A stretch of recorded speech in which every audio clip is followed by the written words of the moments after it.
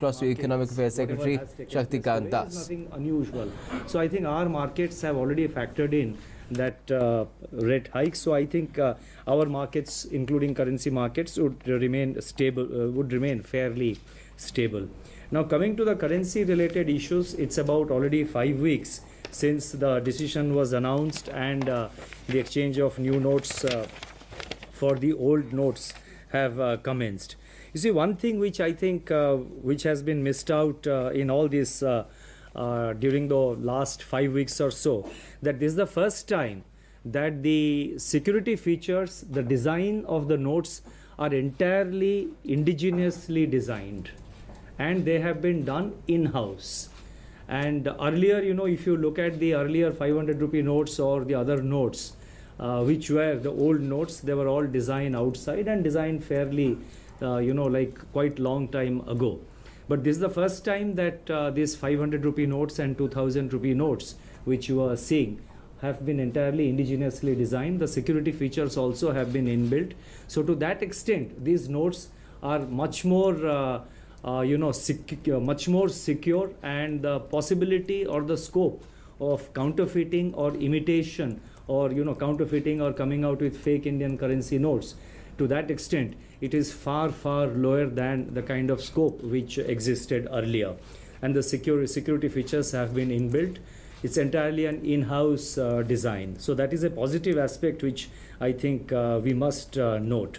And with regard to the supply of notes, the situation has been constantly improving day by day. Steadily it is improving.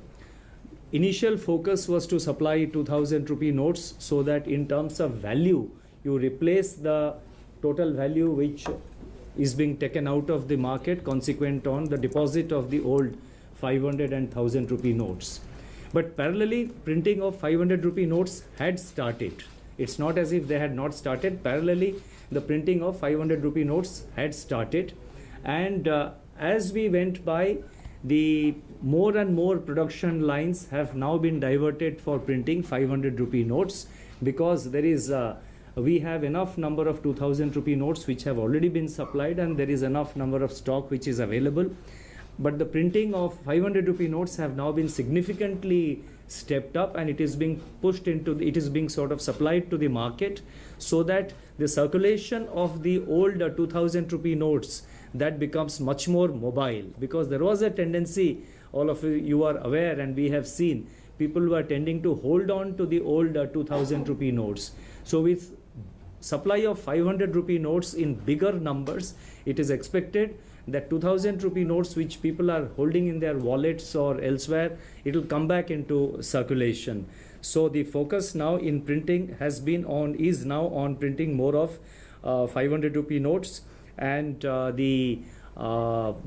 the BRB NMPL, which is the two printing presses of RBI, and the two printing presses of the Securities and the SPMCIL, they have, both of them are now concentrating on 500 rupee notes. Of course, there is printing of 100 rupee notes, 50 rupee notes, which are continuing. Now the 50 rupee notes and 20 rupee notes and 10 rupee notes, they run on different machines, and these high denomination notes are on different machines altogether because of their inherent design features of these currency notes. Now the process of distribution also has now been further streamlined.